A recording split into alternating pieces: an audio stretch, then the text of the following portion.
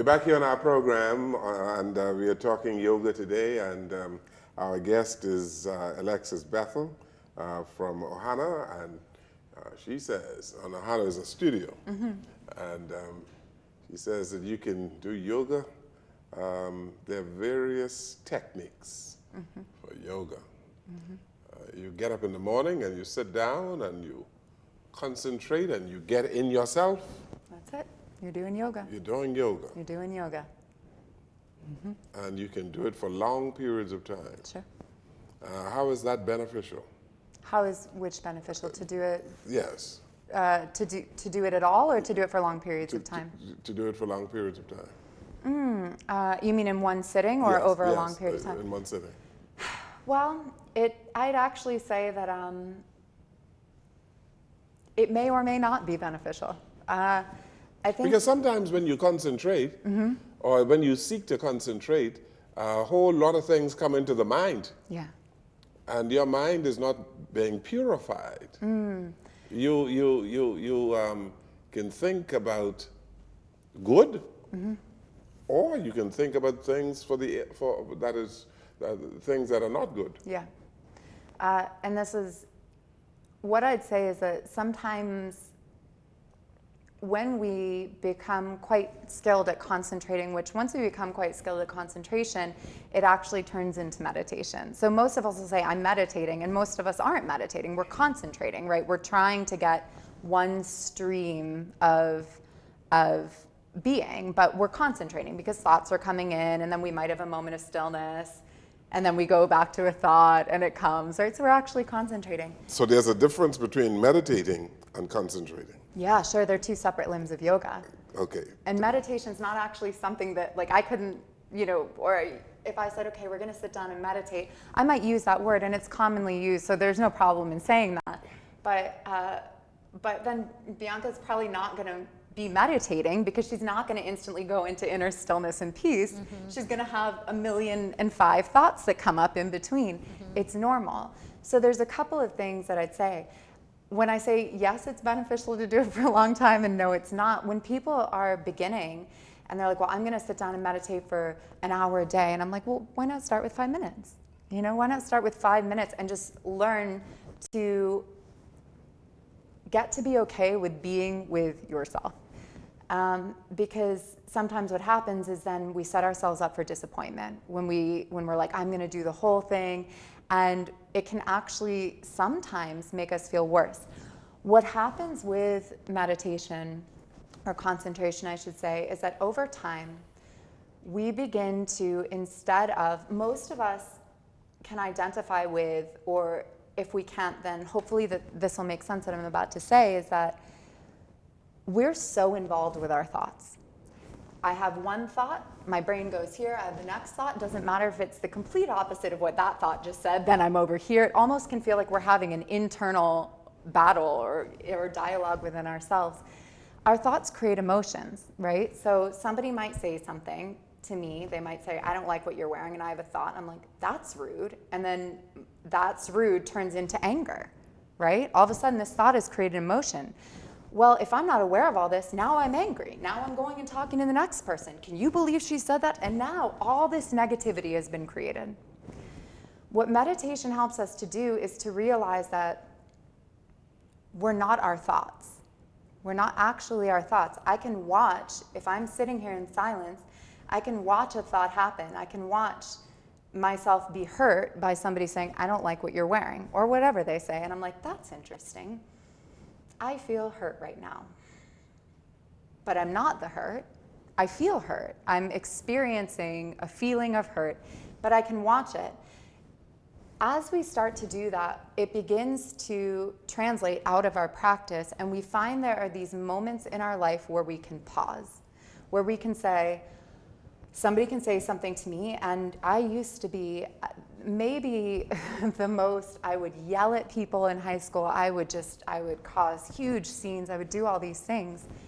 Part of that was being young and being in high school, but part of it was I was really unhappy in my own life. As I've learned these techniques, and this is why yoga has, honestly for me, it's the set of techniques and practices that has saved me, is because now when things happen in my life, I can pause and I can say, okay, this happened.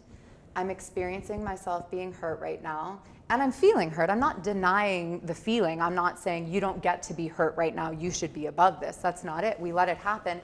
But then I get to say two things. I get to say, do I want to react to this hurt? So that's the first thing. And the second thing I get to say is I get to get curious about it. What is it about her saying that she didn't like what I am wearing? What is it that just created the hurt in me? Right? So all of a sudden, there's this awareness that wasn't there before. And so with time, we become more peaceful because we're not batting off every single thing that comes our way, which is how most of us are living. And then we wonder why we're so stressed. We feel so much negativity. We're so hurt and upset by other people's behaviors all the time. And then we wonder, we're like, why don't I have any inner peace? Right? You can use yoga for physical as well as Sure. mental wellness. Sure. Let's talk about the mental wellness. You talked about stress a while ago, and there are a whole lot of people who are stressed out. Yeah. Yeah. Stressed out because of financial problems, or Yeah. on health issues, familial problems. Yeah. You can use yoga to calm yourself down Yeah. and to bring about mental wellness, you say, Yes. And physical wellness. and physical wellness. Absolutely. There's By concentrating on the positive? Is that what you do? Rather than concentrating on the negative? Are you saying that you should block out the problems that are causing you stress? How do you do it?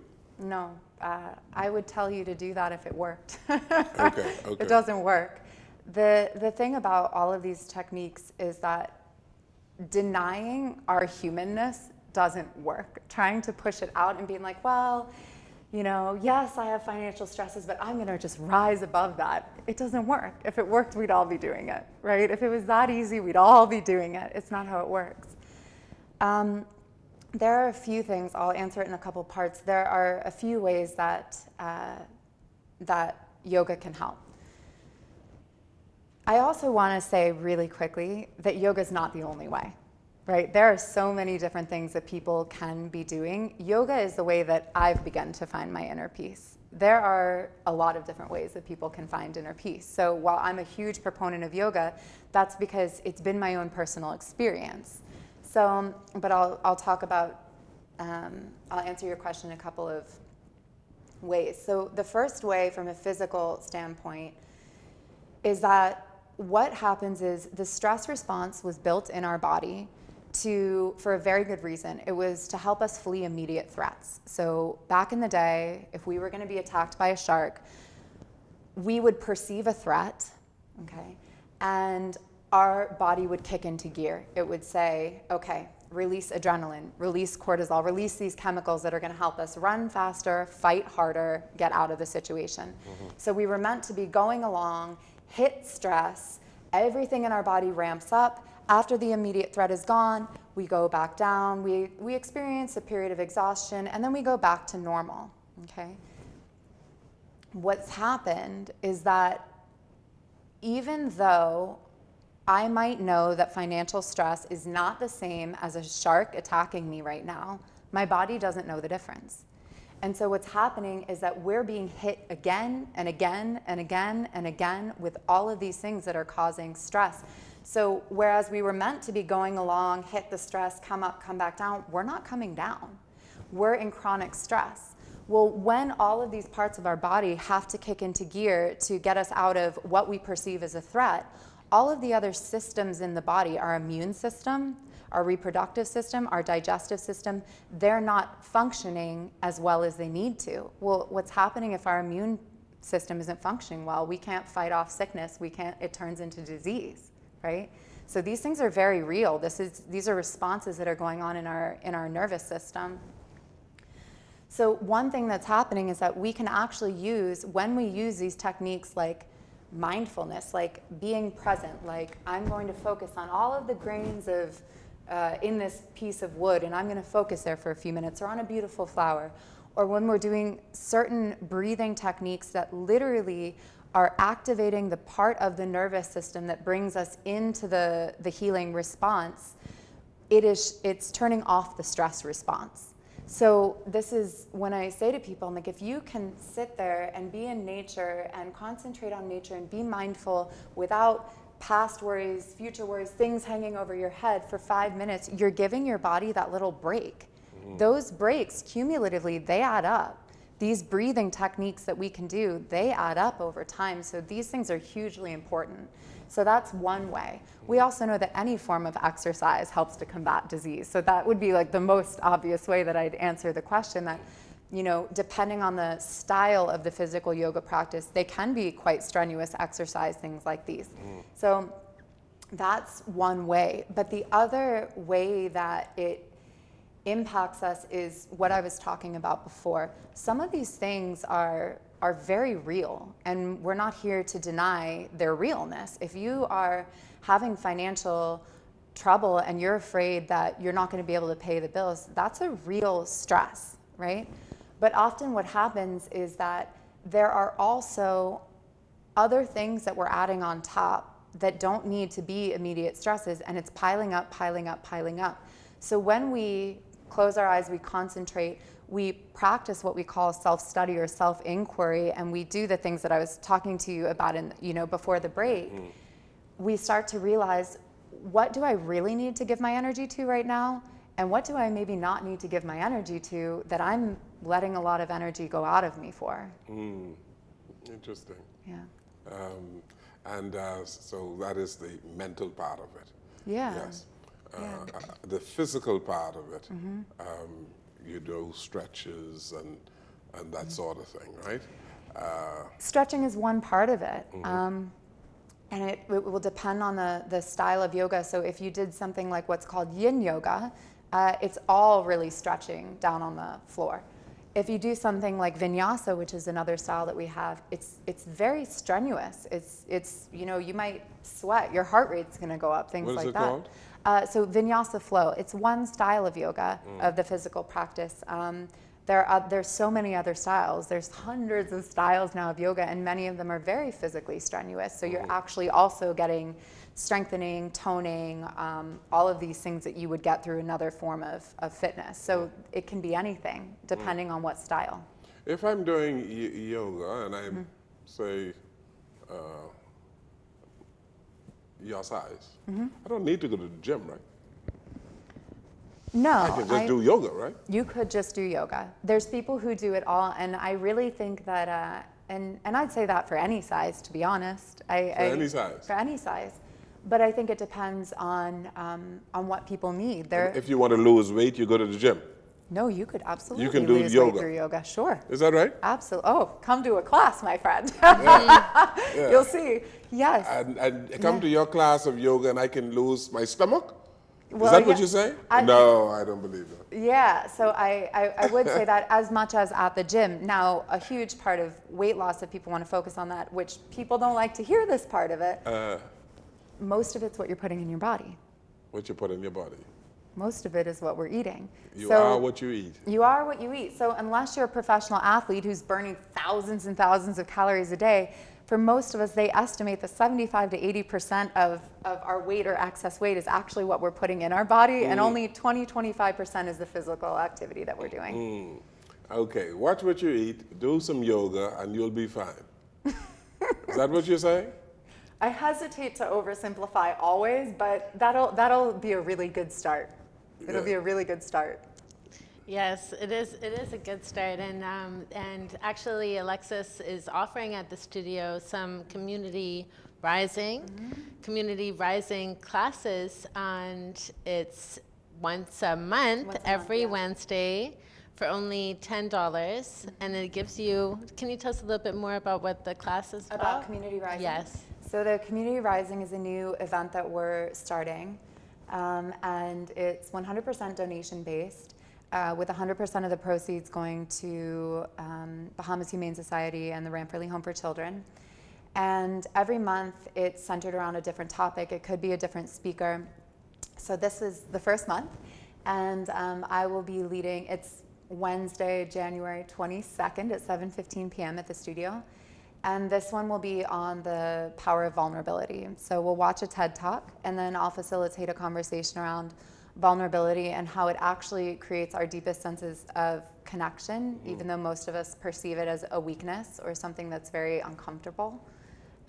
So the idea behind Community Rising is to bring topics into our awareness and to have conversations around them for things where just most of us aren't talking about in our daily life, but that really have the opportunity to promote personal growth, right, inner well-being. So, yeah.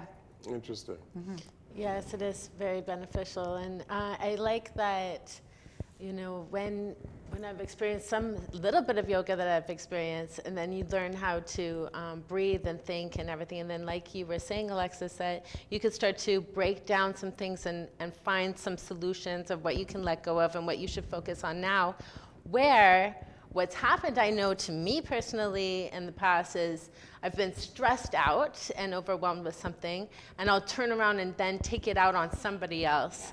And I'll just keep, and then they'll turn around and take it out on somebody else. And you create this whole chaos in your family and the people close to you, where like just to take that time and focus and breathe and relax and send yourself some positive messages. And you know, a lot of times I think that in your mind, you receive messages that were maybe given to you as a child. You know, you don't even know what you're thinking in your mind, or you don't even know what a positive message would sound like. You know, so this is kind of just a nice learning system to be able to understand what this might look like, you know. Yeah, absolutely. And so these kinds of classes, there's also some classes, if some people may feel that yoga is very expensive, or you don't want to have that added expense in an already expensive world that you live in, or take the time for yourself. But I think that you offer some classes that are donation based with a recommendation of $10, but it is what you could give.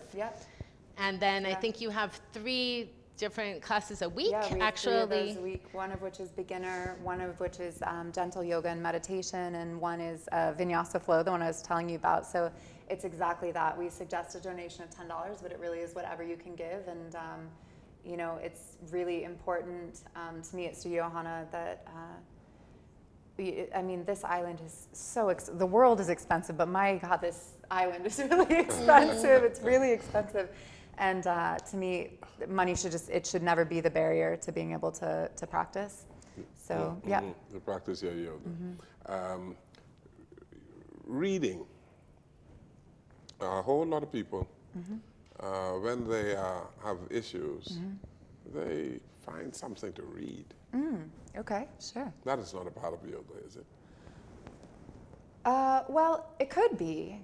You know, there are yogic texts. You could read a yogic text, sure.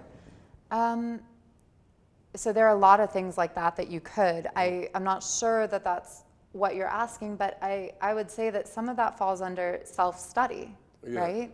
If you're, for instance, self-study is one of the personal observances of yoga. It's called svadhyaya. It's now self-study, to me, it could be going to therapy, it could be writing in a journal, it could be through meditation, right, through internal reflection. It could be through reading something that's personal development oriented. It all counts to me. It all counts. It all counts.